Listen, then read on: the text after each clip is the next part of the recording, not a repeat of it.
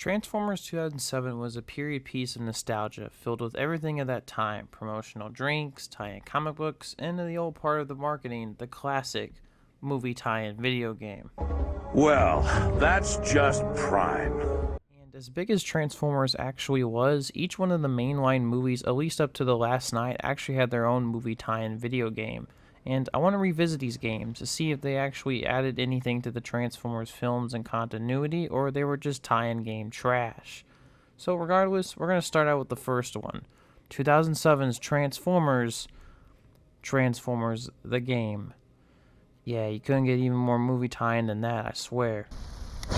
Developed by Travelers Games, who are known for their LEGO games, and released on June 26 of 2007, mere days before the release of the film, the tie-in with its capital success, this game is overall really interesting.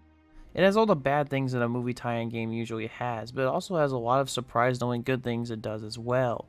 Just an interesting time capsule of what movie tie-in games were like in the late 2000s.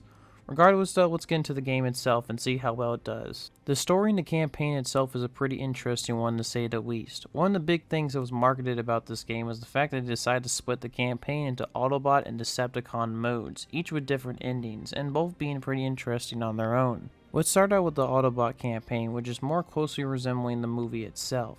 Now, the movie had the Autobot crew of 5 robots, and the game surprisingly has all 5. But actually only lets you only play as 4, Optimus, Ironhide, Jazz, and Bumblebee, and both car alt modes for that version as well. Each Autobot is honestly great to play and all have their own distinct differences and styles. Jazz being fast and swift in his attacks, and just being my favorite design from the 2000 film in general. Wish they had the visor on though. And then we have Ironhide, who is more brutish and has more powerful attacks, but also slower in the process. Also, fun little side note, Ironhide actually has his battle mask on this time around, which was actually a thing that was cut from the 2007 film, so just a pretty neat thing. Bumblebee is the character that you'll most likely play the most of in this campaign, and he is pretty fun to play as overall, but his weapons are not as cool as they are in the movie, and of course we have Optimus Prime, which as well as being powerful and tall, it's actually really fun to play as him as well. His weapons are cool and fast, and actually one of the few that actually makes some impact to the game. And overall, he's just fun to play and as great as Optimus Prime should be. Now, you may be thinking that, wait, you're missing one Autobot. Yep, that's right, Ratchet. Now, Ratchet is in the cutscenes of this game, but he's not actually playable in-game, which is honestly such a shame that he wasn't included. I'm assuming that the developers just didn't have enough time to include him. Like previously mentioned, the story and missions of this campaign pretty much play out as just like the movie does. Except you playing as Transformers much more this time around instead of annoying humans. Death, you know? The story of this campaign starts out with Bumblebee trying to find Sam because he has his grandfather's glasses, which have the coordinates of the Allspark. Eventually the rest of the Autobots land on Earth and you protect Sam from the Decepticons trying to grab him. Eventually Sector 7, just like in the movie, captures B and he gets the cube and it gets rushed to the city just like in the movie. Also, like in the movie, Megatron breaks out, albeit way more awkwardly this time around.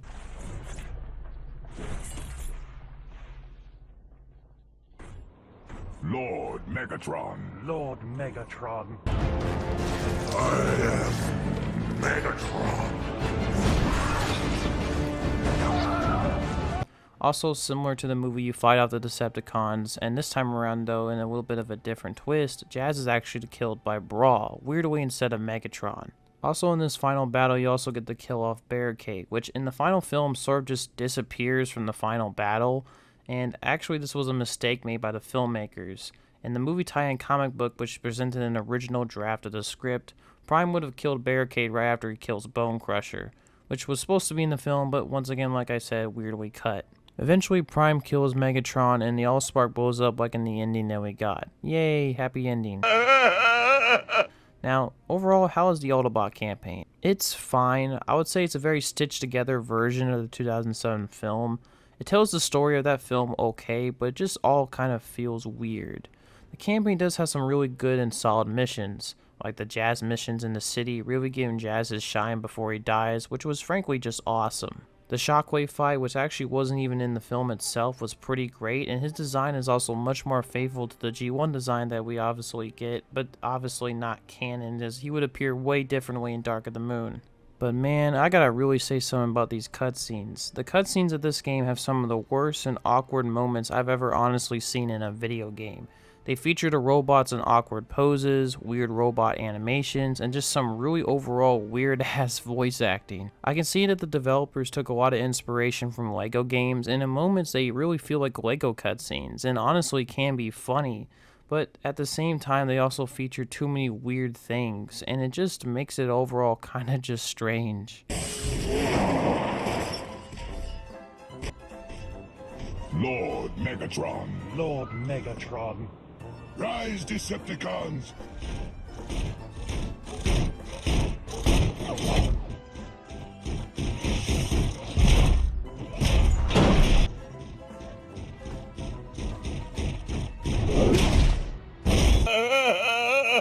But at least those two final cutscenes are just great for both campaigns.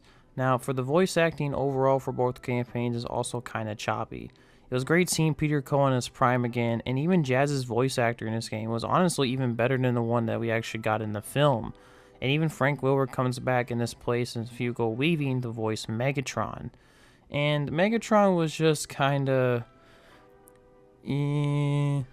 This is bad comedy.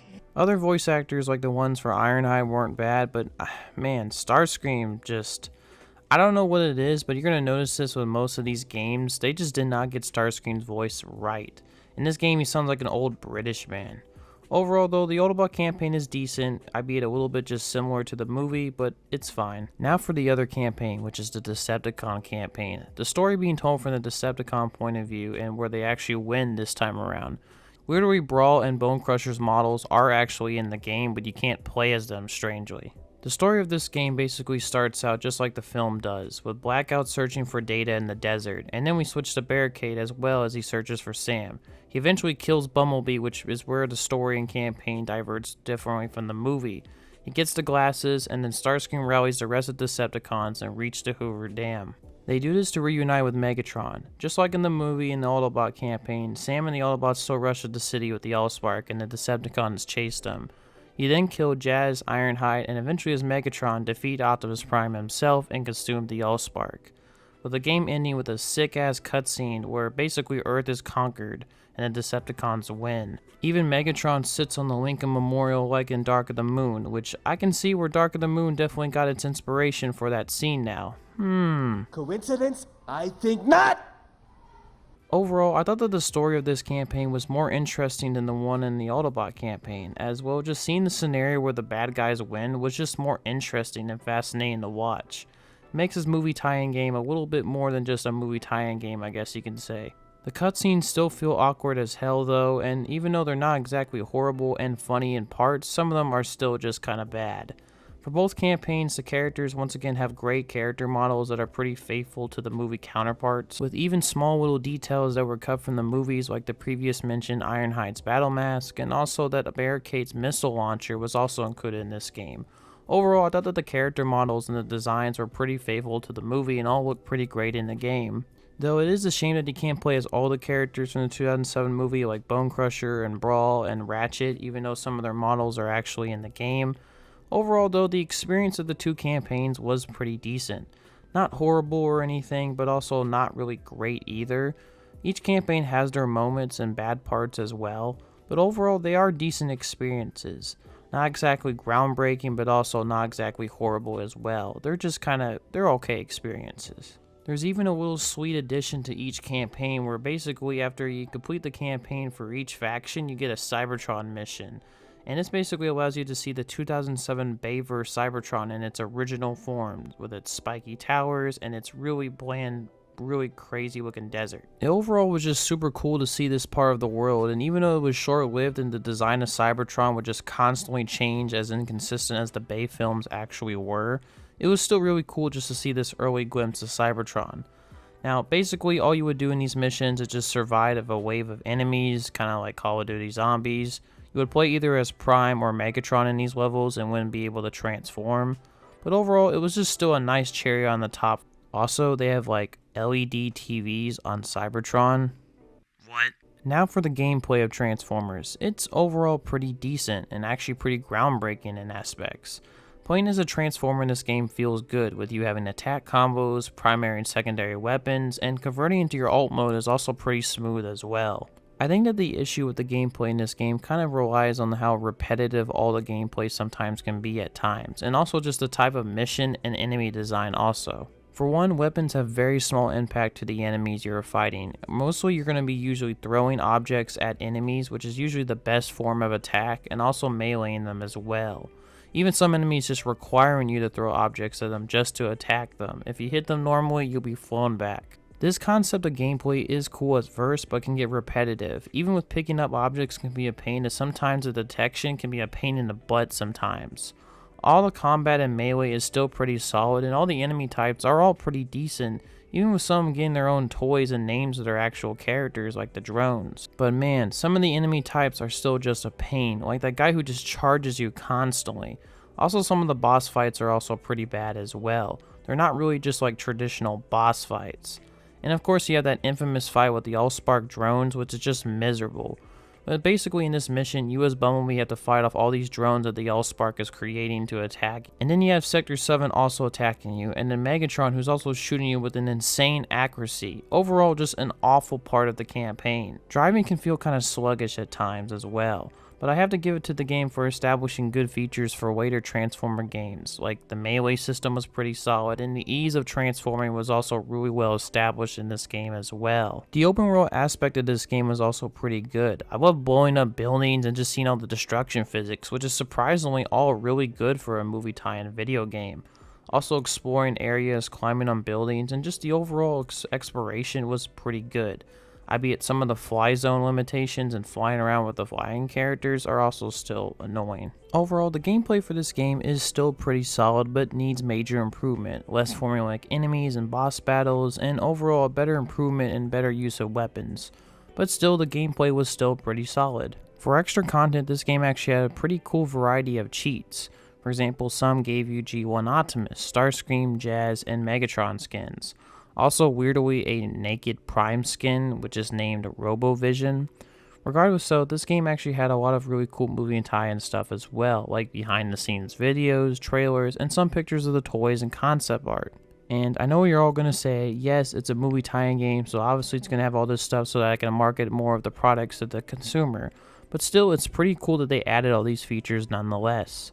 Also, surprisingly enough, the game also has a pretty decent modding community on Steam with Transformers The Game 2.0 mod. This mod actually allows you to play as Bone Crusher and Brawl, which I mentioned that their models are already in the game, but this mod actually lets you play them as playable characters.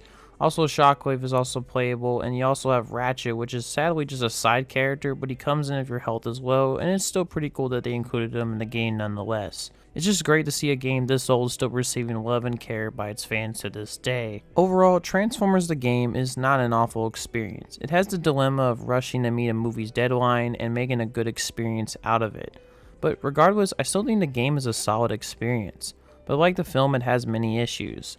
Some of the gameplay is repetitive, the story is pretty clunky at best, and those cutscenes, man, Jesus. But this game did establish a lot of good things about Transformer games for the future, and honestly can be a very fun game to play at times. Plus, playing this game after so many years made me relive some nice nostalgia for a bit, and just kind of reminded me of why I love Transformers so much. And well, I have to give credit to this game and the 2007 film for starting my love of the franchise. Overall, it's not perfect, but still it's a decent game. And like I said, that's my opinion on Transformers the Game. Now, soon more games and movie tie-in games will come in the future, and as this franchise will continue climbing to new heights or lows, depending on your opinion, we'll review all of them. Regardless, thanks for watching for this video, hope y'all like it, and see y'all later. Project Iceman? What's Sector 7? Who's Captain Witwicky? Are you playing those video games again?